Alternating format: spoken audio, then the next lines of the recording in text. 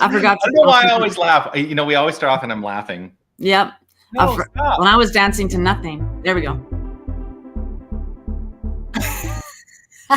Things happening on my side that are like unexpected. Oh. Okay, there we go. I think technology, right? Technology. Hi, Steph. Technology. Hello, Dr. JZ. How are you? I'm doing great. How are you doing?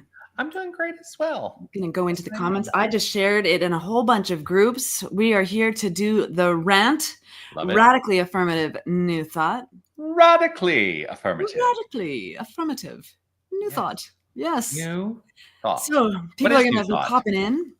What? Pardon? What is New Thought? Tell me about it. Oh my goodness. You feel like you're in ministerial class again, don't you? Yeah, like, now we're in the ministerial. Definition of the what thing is New Thought? What is the thing we are talking about? Well, for me, it's like ancient wisdom and in modernized expression. Mm-hmm. Oh my goodness, yeah. Thought, there's principles and things like that we follow, and for me it's all about oneness and wholeness, that infinite oneness, coming together as a collective consciousness in a movement of seekers and thinkers. And I don't know, I know you teach all the time, so you've probably got like something nailed. Well, I mean, I have the things that I normally say. Like, first of all, I've been trying to utilize the language that I'm teaching the New Thought spiritual philosophy, because people just hear a New Thought. Yeah. Well, what is that? It's a spiritual philosophy. It is an approach to living, a way of life. And I've taken it on as my own personal faith. Right. So it's so funny because I'm thinking, oh, well, now if I look at the cover of the Science of Mind, it says a philosophy of faith, a way of life. Right. So that really is what I allow it to settle into. It's a philosophy, a faith, and a way of life that we can choose to live or not. Yes. We can choose to live from the principles we teach or not. And that's the thing that I really appreciate about New Thought, is that we are not here to say that this is the way you must be. We're here to say, you know what, you get to you are a being of choice. Yes. You get to experience your life through the freedom of choice, which is going to be relevant to one of the emails I received this week as a question for a love it. Yeah. I love one thing I love about the New Thought philosophy, Science of Mind philosophy, is that we teach people how to think, not what to think. Yeah. And that's really important. Question everything. So I have to ask you, though, because you've now thrown out the term Science of Mind. What is Science of Mind? Well, Science of Mind is a book, actually, by Dr. Ernest Holmes. And exactly what you said. It's a philosophy. It's a way of life. It's a faith. And it's the power of our own unique expression of consciousness that allows us to direct our life intentionally, consciously, and have a beautiful relationship with this divine power. As Ernest Holmes says, the power for good in the universe is greater than I am, and I get to use it. I can use it. I have that, and that can, right? I can use it. That's that choice right there. I can use it. Yeah. The law of mind is always functioning. It's always operating. So it simply is. And how we direct intentionally our thoughts and our prayers, that energy is what moves and shifts our lives to ever greater expansive ways of being. Okay. So I need a refresher course. There's a challenge. Start at the beginning again. No, I'm not going to. No, you've answered it. One of the things I would say is that Science of Mind, the Science of Mind is one of the parts of the greater movement of New Thought. Right. There's a path that is rooted in the Science of Mind study, as founded by Ernest Holmes. There's also, I'm a unity. I'm both a Science of Mind and a unity minister. I was I've been ordained in both traditions, but there are traditions, right? There's the Science of Mind tradition, there's the Unity tradition, there's the Divine Science tradition. They're all traditions under the Greater New Thought umbrella. And people are, well, what's the difference? Well, jargon. The way we talk about it is really the difference. That's what I have found to be different slideshow. Different slideshow, exactly. Different slideshow, same conversation. Exactly. Yeah, absolutely. So we have a bunch of people watching. Let us know you're watching. If you want us to talk about something, if you got questions, if you want to let us know you're here and who you are, we'd love to get to know you. Yeah. We love connecting every single Friday and having deep, delicious conversations with you. So let us know you're watching. We see a few folks watching for sure. Yes. And if you're so moved, click that share button and help the RANT, Radically Affirmative New Thought, get out into the ethers in a bigger, bolder, beautiful way. Yeah. We so appreciate all of you. So there are a couple. So I did. So there's a comment that came up on our rant from last week that I want to address. And I want to let people know, like, we are live in the moment, right? It is live in the moment. 37 and 12 seconds in Tucson, Arizona. Live on Friday, November 15th. And I don't think it's probably any surprise that Steph and I usually chat before we actually go live. And then we go live and we're like, hi, how are you? Like we haven't seen each other for the last half hour. That's what we do. Anyway, one of the things that we did not do today is talk about any of the messages or things that came through. In the flow. So I'm putting you on the spot in a big way. So the first thing that I want to look at as people, and do please reach out, say hello, throw a comment in there. Let us know if there's anything, questions that you have. So there was somebody who sent me an email, and I'm going to read the email to you. Okay. I may skip some parts if I feel like they're not relevant to the conversation. But this person wrote and said, I was speaking with someone at work the other day, and the conversation around choice and will came up. This person says, I stated and fully embrace that what all humans have and that can never be taken away is our ability to choose. This person is in alignment and agreement with me, right? The person that they were talking to. He then contradicted me with, no, will is what can never be taken away, because you can have your options taken away. I tried to explain that it is always my choice as to how I respond or react to something. Even if there are no options, I can choose to sorry, it's an incomplete sentence. I'm trying to construct it. Even there are no options, I can choose to react. Even if there are no options, I can choose to react to that, right? Yeah. So we have the capacity to live in reaction, or proaction, or how we relate is basically what they're saying. I agree with this. So the question is this. She wrote this. So my question is, what is the New Thought approach to will and choice, especially when looking at the definition of both, being that will cannot be taken and our choice can? What do you think? Juicy.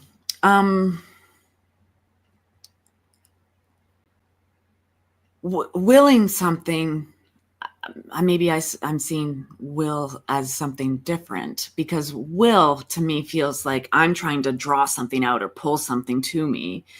Choice is my God-given freedom. It's inherent. I'm free to choose everything, every part of this experience, every part of this life. Willing for me sounds like, I'm willing something to happen, like prayer in the old-fashioned way would be begging or beseeching something to happen, willing something to happen. And choice is the free flow expression of my inheritance, my freedom. So I don't know. I think about God's will. There's always that, God's will be done. And I don't even think God has a will. But we talk about divine will, and we teach divine will. I mean, do you teach divine will when you teach classes? because it's something I that we've haven't covered a lot. I haven't taught a foundational class It's so funny in because I'm years. teaching a foundations class right now. Yeah, in years. So some of these topics we're talking about are like fresh to me, fresh again, right? So a divine will is the essence of spirit just unfolding. I guess I'm challenged by the word will, because willing something means it's an action, it's an activity of willing something. A divine intelligent presence isn't willing life. It's is life. It isn't creating the will out of its own willingness to create. It has no choice but to create from its own substance and source, because it is all that is. So it's interesting. I want to hear more. So will is actually one of the 12 powers, as articulated by Charles Fillmore, who is one of the co-founders of the Unity movement. And I'm looking up a couple things. So he wrote in The Revealing Word, which is it's basically like a little glossary of terms. The will is the executive faculty of the mind, the determining factor in humanity. What we will or decree comes to pass in our experience. The will is the center in mind and body around which revolve all the activities that constitute consciousness. It is the avenue through which the I am expresses its potential. I feel like there's a lot of jargony gobbledygook. Like, what does that really mean? Like, what does that really mean? Yeah. So here's what I say. I like to not think about will as willpower. So let's clarify. What we're not talking about is willpower. We're not trying to coerce or manipulate or force anything into being. And that will for me is the willingness to allow the divine source to do its creative work through the expression that is me.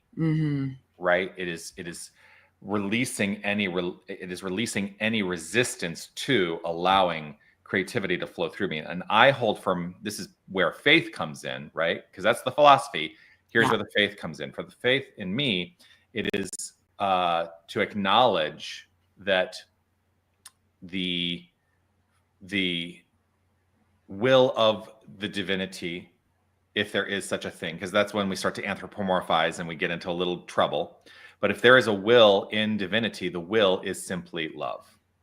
And so if I have the willingness to allow the divinity to express through me, I have a willingness to allow love to be the point of view from which I am expressing everything in my life. And so that is, and I think if I go back to the question, what is the New Thought approach to will and choice? Will cannot be taken away from me. That aspect of will. No one can take away my capacity to approach life from the point of view of infinite divine love, unbounded compassion, which I talked about last Sunday in my Sunday message. No one can take that away from me. Right. Can my choices be taken away from me? In the physical world, yeah. Choices can be taken away from me. But my relationship to my experience can never be taken away from me. And I am always at choice in the manner in which I relate to my experience. So that is something that inner choice, the infinite choice, can never be taken, even if choice can be removed from me in my physical expression. And so that brings me then to the next question that came up. This is going to be a doozy. There is, like, I did like what they said in the email about, the options. I might have limited options or no options, but my choice is how I respond and react. That's my freedom. Yeah. And my choice is like this inner thing that I love what you're saying about, because willingness for me is huge. It's a huge part of faith. Being willing to have a prayer be answered, right? Yes. Yeah. And if we look at choice from the point of view of infinite choice in how we relate, then the choices are in and of themselves infinite. Yeah. Yeah. The only time choices become limited is when we limit them ourselves into the physical world. Yeah. Yeah. So conscious choice is always ours. Yeah. How do we consciously relate to our experience? Yeah. We're always in a, we're always kind of in a, we're always in a balancing act, right? Because I always say this is how I express what I will call the divine principle. The divine principle is this: we are spiritual beings living in a spiritual universe, governed by our use of a spiritual law. That's the law of cause and effect, or the law of mind action, depending on which tradition you come from, how we refer to it. Yep. And the will in relationship to that is the governing factor. It is the he writes, right? It is the executive faculty of the mind. How do we govern our relationship to things? Hey. Yeah. So we're always in a place of choice. Now, so that's Charles Fillmore. But then, of course, I go to Science of Mind. And so Science of Mind, this is what it's really in the first sentence in the glossary of Science of Mind, how Ernest Holmes has phrased this. He says, will means decision coming into execution. Right? To will is to determine by an act of choice. So they're intrinsically tied. Yeah. Volition, choice, and will must be attributes of the spirit. And when he says spirit, he's talking about infinite, right? Not talking about like spirit as though it's some limited thing. And then he writes, they mean practically the same thing. Yeah. Practically.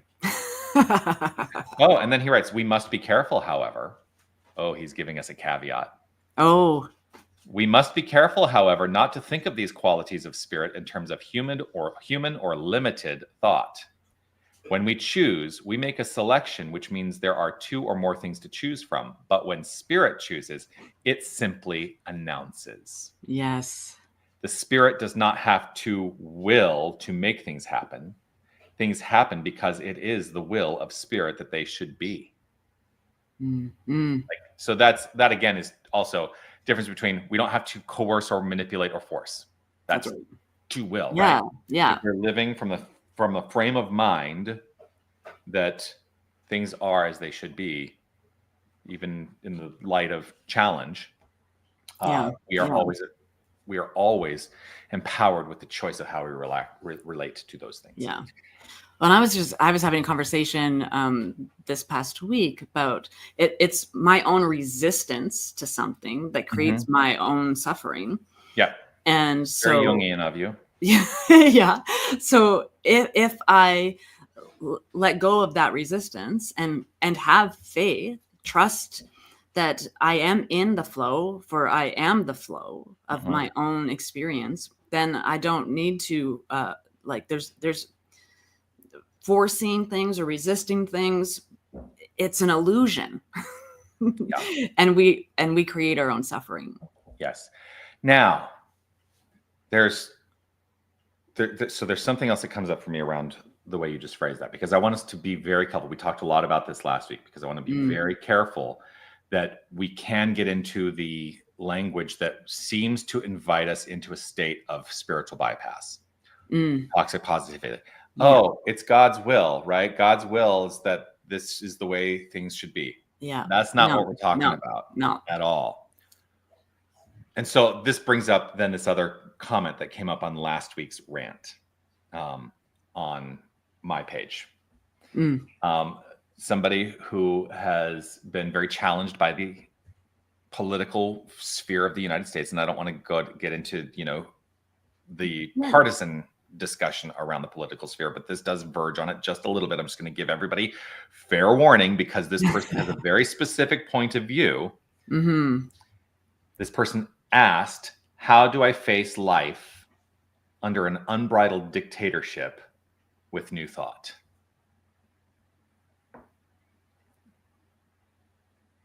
The same way you did yesterday. I mean, that's sort of the way I would answer it. Yeah. It, and that's just it. Like we we're on this roller coaster or on this massive wave, and we're surfing. I'll do the surfboard. We're on this massive wave of energy because it's building up, and there's a buildup of uncertainty. Mm-hmm. And but when we become aware, when the decision has been made and the votes have been counted, and in that way, the very next day you're gonna it's get up and do you. Yeah. How are you going to show up? How are you going to face life the same way you did yesterday? Mm-hmm. There's a proverb, I forget where it's from, but it's like, before enlightenment, chop wood, carry water. After enlightenment, chop wood, carry water. Yeah. Right? I actually wrote that into my screenplay. Yeah. So that's it. That's like every single day for as long as you live, you are a learning embodiment of divine source that knows all things. Yeah. So how are you going to show up for this experience is how you're going to show up for this experience. Right. And that's your choice and your will. Right. That's it. And I think that, from a new thought perspective, and I'm going to, okay, so I'm just going to, if we're being radical in this, I'm not going to deny that I have not been managing my own fear around what has unfolded in the United States in the last couple of weeks. I am living in a well, I'm living in a purple state, but I'm living in a state where the bulk of the votes went to a candidate that I am challenged by in terms of what he has put forth as policy, and he is the one who ultimately was elected. The things that he is proposing to do specifically feel dangerous to me. Mm-hmm. I had an experience, because I also feel like there's an emboldening in a particular direction. I had an experience this past week where my husband and we were out walking our dog in our neighborhood. And as we were walking, and granted, I will call myself out on this because I was in a state of judgment in my own mind about what I was perceiving.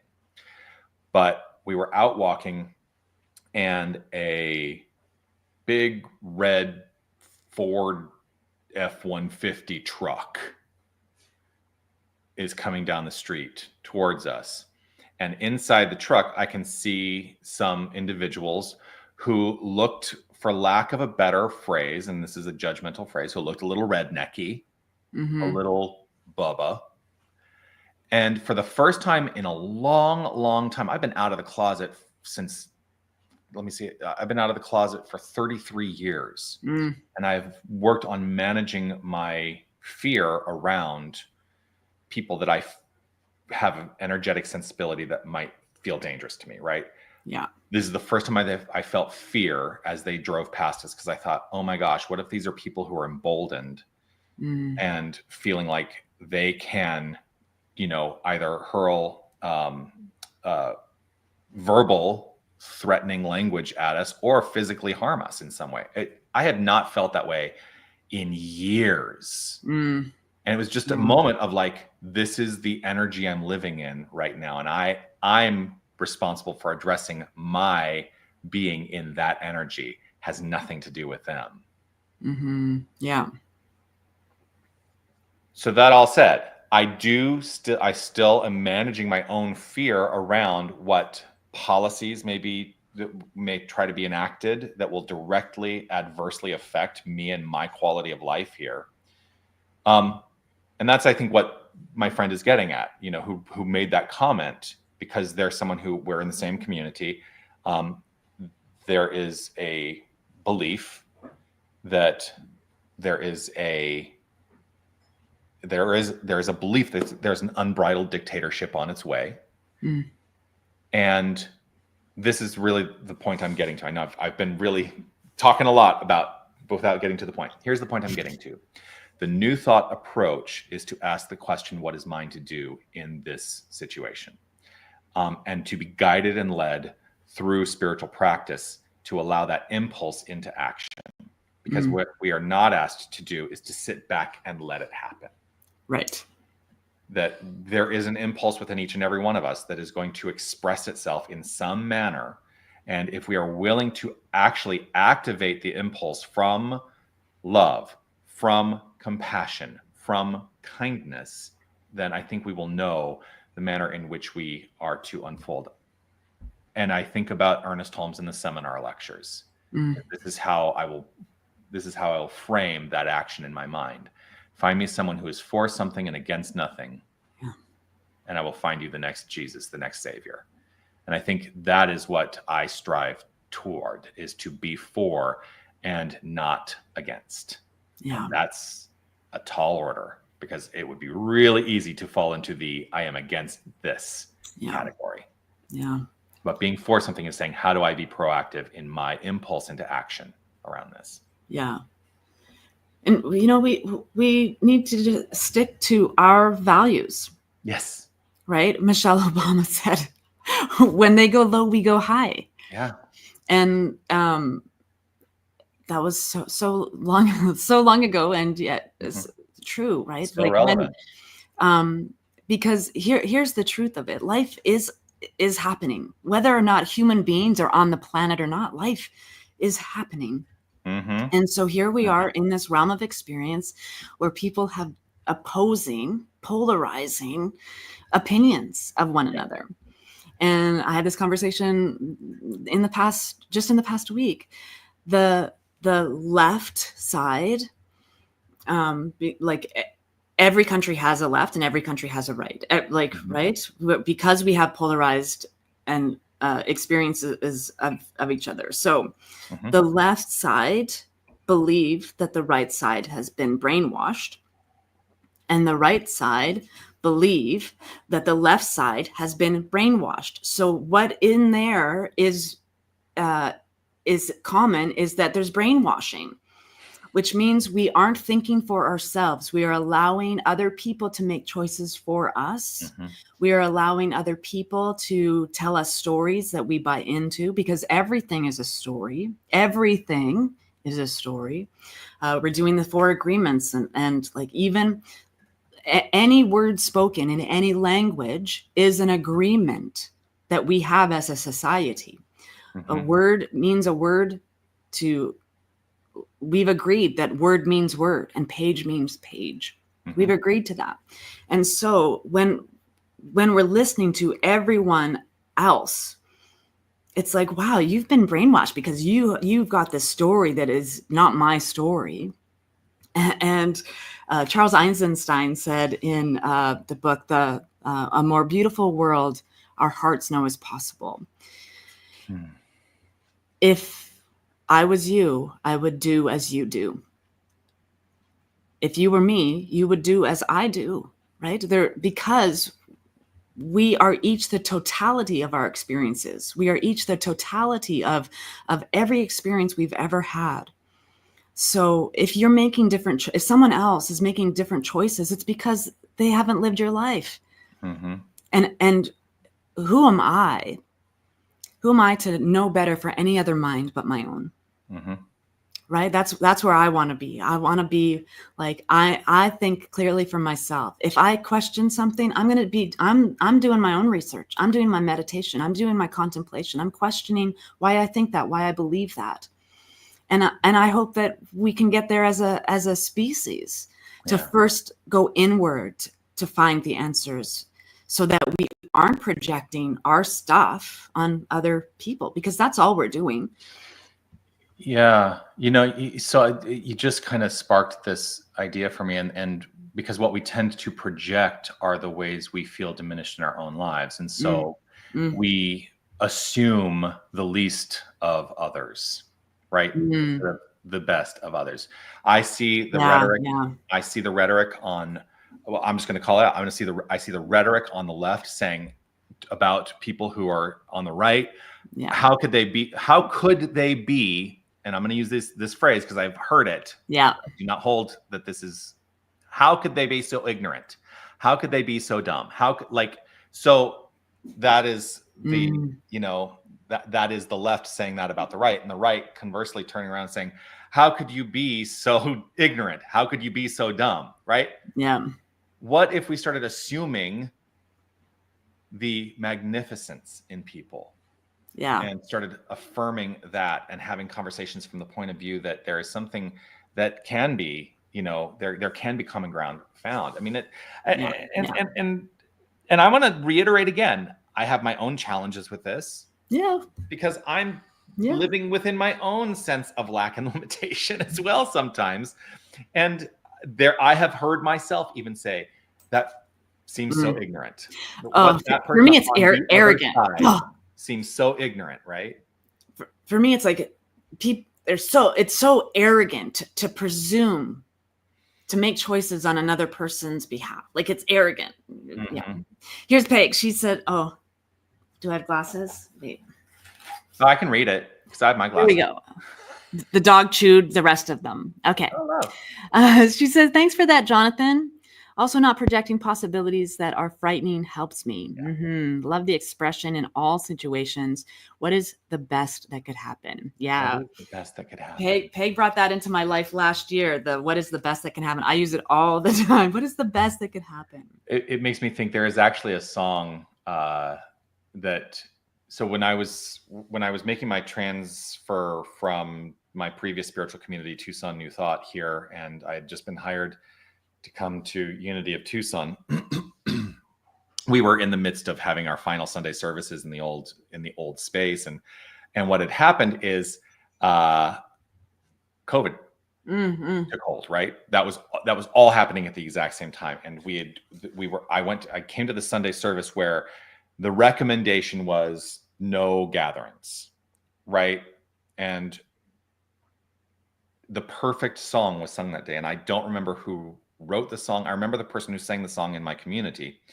I don't remember who wrote the song. It's a country song, but the song is "What If It All Goes Right?" And the whole refrain of the song is, "What if it all goes right? What if it all goes right?"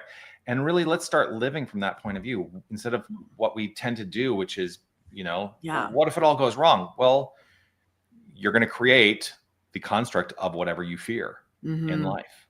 Yeah. And it feels for a lot of people like it has all gone wrong in this country. Yeah. For a lot of people. Yeah. And but what if went right? Like, what if this is the best thing that could have happened? And we get to move forward in that awareness. Okay, now what? Now what? If this is the best that could happen for our common greater good, how do I show up today? How do I show up today? Right? What is the best that could happen? Yeah. Especially if I'm willing and in choice to show up as the best version of myself. Yeah. I've been talking about this in my own community, One Love, that I haven't been the best version of myself the last little bit. I'm doing some physical healing. I'm doing some conscious awakening. I'm returning to myself. The last little bit, I'm like, I don't even feel like myself. Who is this inside my body? And then I get to remember, and the joy of remembering who I am, the joy of remembering my magnificence, the joy of remembering that I'm a conscious person who has choice. The person who I get to remember that I'm willing to not be in this situation or experience anymore. I get to shift myself because I have that powerful presence inside of me that gets to do that. That allows. Here's the thing. Yeah. You don't. It's not something you own. As though you said, I have that power and presence inside me. It's not something you own. It's I don't own fullness of who you are. It's everything. It's not just inside you. It is you. Yeah. Yeah. Exactly. Yeah. We call it atoms and cells and quarks, and we call it all these things. But every inch and every ounce is divinity poured into this star dust and water flesh bucket. And all the space in between. All the subatomic particles and little waves of energy. Right? Yeah. Yeah. There's a miracle happening every single day that our cells know how to be us every single day. Yeah. That's the miracle. It's a miracle. It's a miracle. We exist. Yeah. Yeah. And how glorious is it that we exist in this time and space so that we can observe, humanity becoming its best self. Mm-hmm. It's amazing. It's amazing. Yeah. What was it? So there was that thing though that I think I want to bring to the conversation, and I may have to go look it up. In fact, I am going to go look it up because I don't want to misquote this. And it is so beautifully stated. Yeah. It's our friend, Dr. Ken Gordon, who posted this. It takes a tremendous amount of emotional and spiritual maturity to witness in full force the collective shadow of humanity and keep your heart open. I have been saying for a significant amount of time that what we are collectively experiencing in the challenge and the seeming growth of challenge in this world, because it's not, these consciousnesses are not just limited to the United States. I mean, there's challenge all over the world that I am aware of. There's conflict all over the world. And what I've been saying is that, we have been awakened to the collective shadow. And when we are awakened to the shadow, it is then ours to do something about it. No one will do anything about the shadow except for us. And so how will we move forth with the shadow having been revealed, the shadow aspects of humanity? And what I mean by that is that I think we took it for granted for a long time that, things were, light and airy and hunky-dory, a little bit of spiritual bypass, when there was an element of shadow, just like there always is. Yeah. But we've been awakened to it now. And it is up to us to shine the light on the shadow spaces. Yeah. Yeah. And we're in new thought, so we're trying to have new thinking. but this thing that's happening all around that is challenge and looks messy, it's thousands of years. It's not 4 years. It's thousands of years that have brought us to this experience. Thousands. Yeah. And and we're gonna fix it overnight. Hey. Well, we could. If there was a collective shift. Now we can start talking about subjective consensus, collective consciousness, right? Right. That we're gonna the grander experience is always going to be weighted on the side of the collective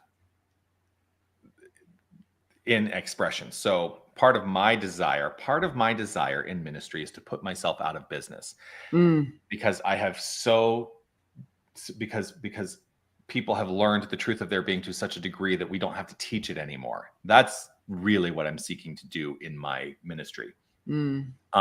What that means to me too is that the subjective consensus or the collective consciousness is weighted on the side of kindness, love, light, joy, harmony, where we discontinue the predominant consciousness of conflict or challenge or competition. That we don't. I don't think that it is a necessity that we live within those within that consciousness. We're on our way. Yeah. And I'm gonna quote my friend Reverend Donna Michael again. This is a quote. I've been using this quote for almost 2 decades. Yes. I have often found that now I'm going to misquote it. I have often found that when one is poised and ready to move past something once and for all, it fights like hell to maintain its existence in your experience. I call it the last gasp of a dying fear. And so as the collective challenge has risen seemingly in experience, it is the last gasp of a dying fear. It is fighting like hell to stay in our experience, but it is not required to stay in our experience. And so I'm ready to let that stuff go.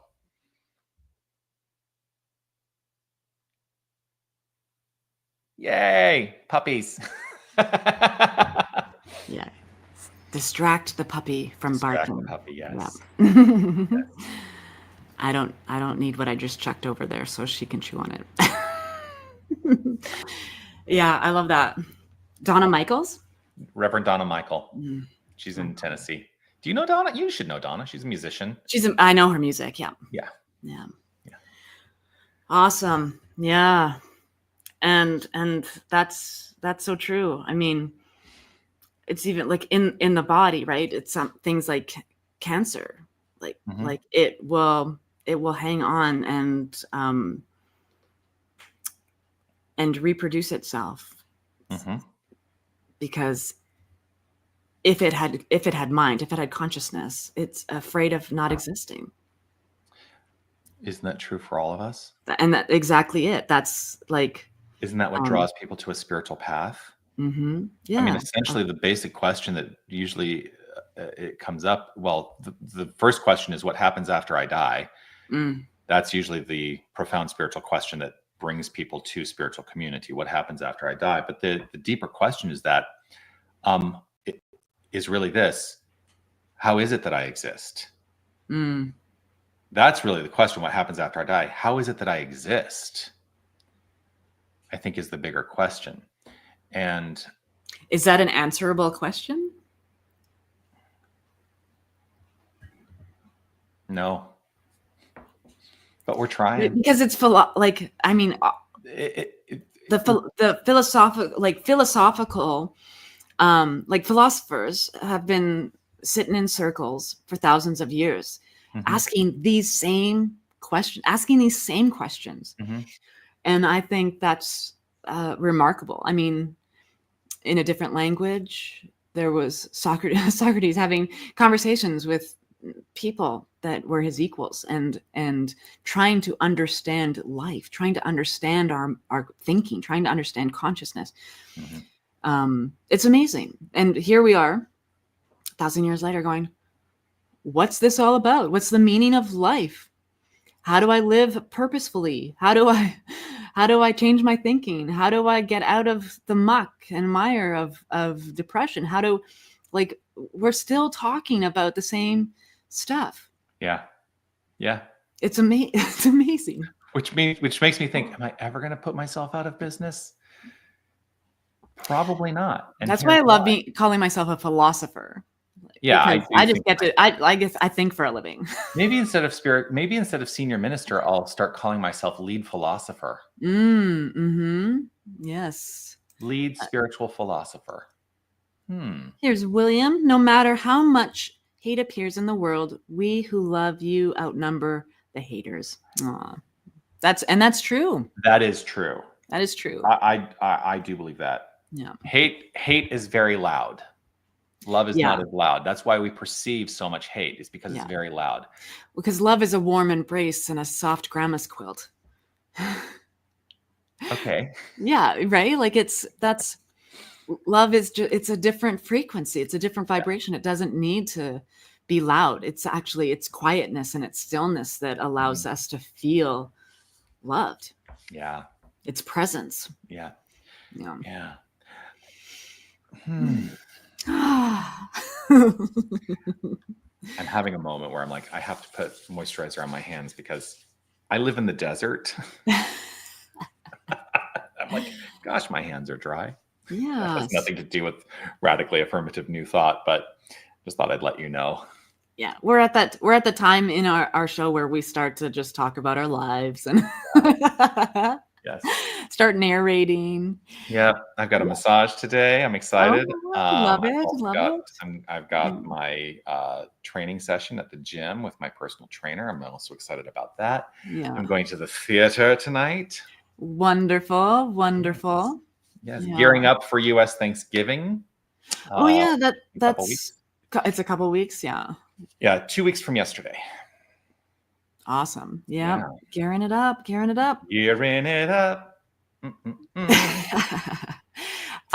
Manitoba Theater Company is doing Little Women. The musical starting next week. Is it the musical version? Yeah. I'm not sure if it's a musical or not, but there's some great music in that. If it is the musical version, there's some great music in that. Yeah. So thinking about there's more haters than Or there's more lovers than haters for sure. I think about our human psyche and how we engage and allow other people's stories to stick to us. I think about how often, you do something wonderful and 9 people say, "Oh my goodness, that was wonderful. You did such an amazing job. You're so fantastic at what you do and who you are. I love it." And there's one person who was like, "Nah." We think about that one more than all that love that we received. Yeah. It's like, why do we do that to ourselves? That's the habit in mind. Yeah. And It's so habit. Yeah. what if we were to actively work to change that habit? Exactly. Yeah. Yeah.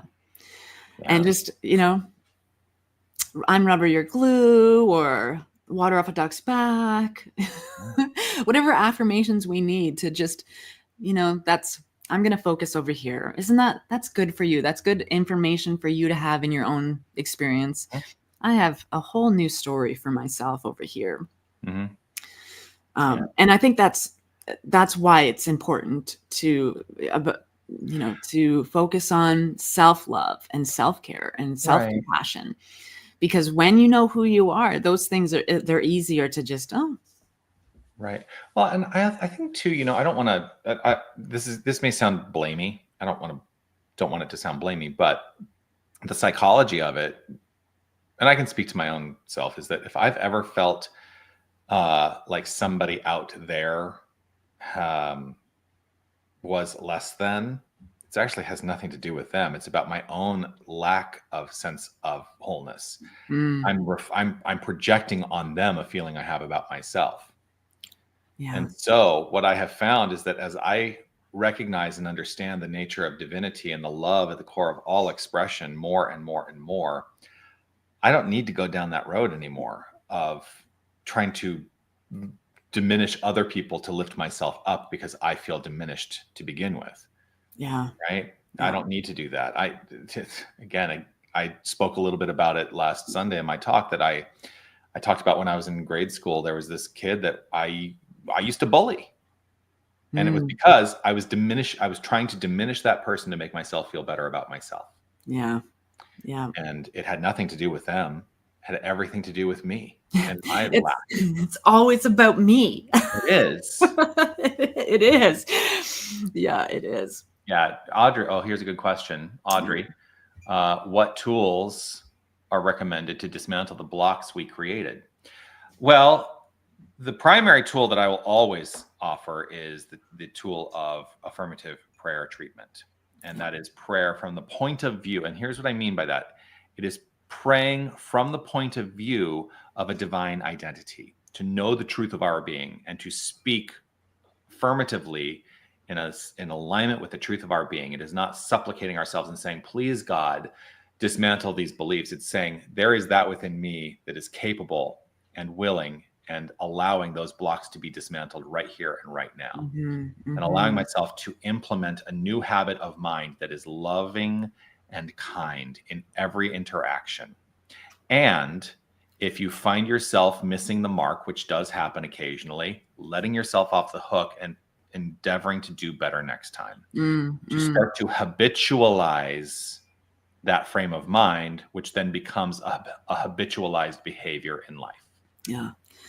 I love that you just said off the hook, because again, we're studying the 4 agreements at One Love Awakening right now. And, he talks about on the hook, like there's being on the hook is catching all of these societal expressions and experiences. And we're hooked in, right? Right from our language to how we show up in family and culture and society.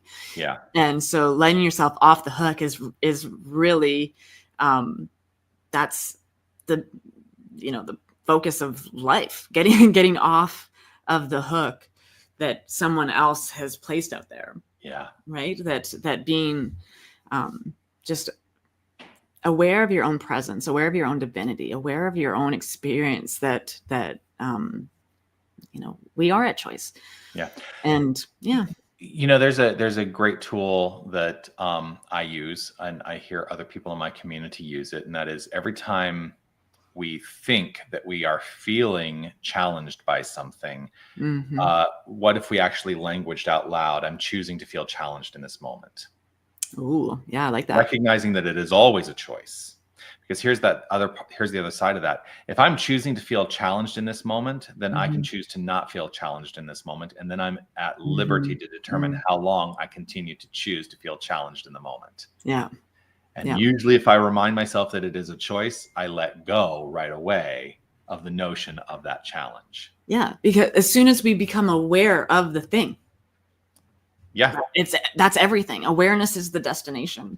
Yes. I love that. I'm totally going to use that. I choose, because I'm choosing to be triggered right now. I'm choosing to be offended right now. I'm choosing, to overreact to the situation. Wow. Yeah. Wow. That's, and I'm choosing this reaction right now.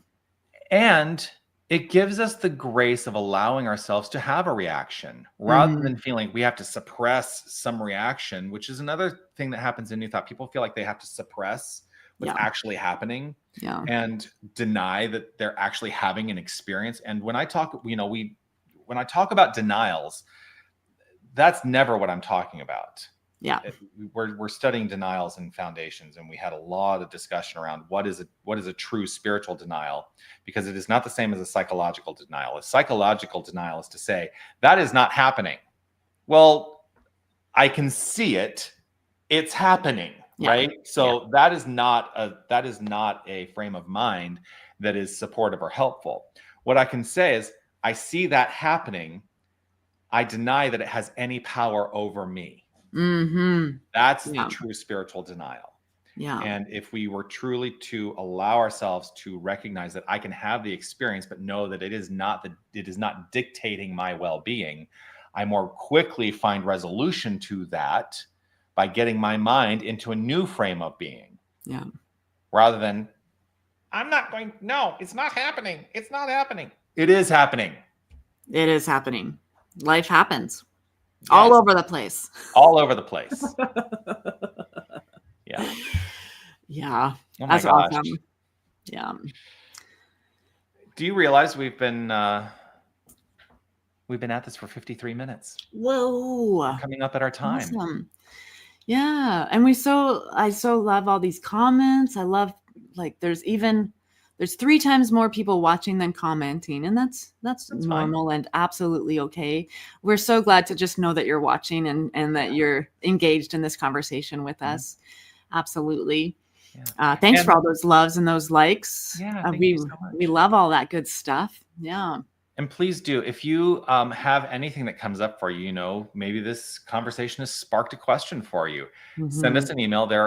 You can send either one of us or both of us an email. It says, hey, will you be willing to talk about this on next week's rant? And, just as I brought stuff to the rant this week that people had questions about from last week, we are happy to talk about it. I believe, you get to decide what you believe, but I believe that our awareness and willingness to engage in radically affirmative new thought is a life-changing experience. And so that's why I'm going to keep doing it. Yeah. Yeah. Life just keeps getting better when we think new thoughts. And so it is. And so it is. So it is. Anita, I see you. Actually, I'm watching on YouTube, and my TV won't on my TV, and I don't know how to comment that way. You can log into Facebook real quick and always throw a comment up if you. Yeah. Just like this. Offer. Yeah. Nailed it. Nailed it. Thank you, Peg. Thank you both for the mind reset. Got to go. We'll circle back for the juicy ending. Yes. Well, we got to go too. We're going to go too. Yes.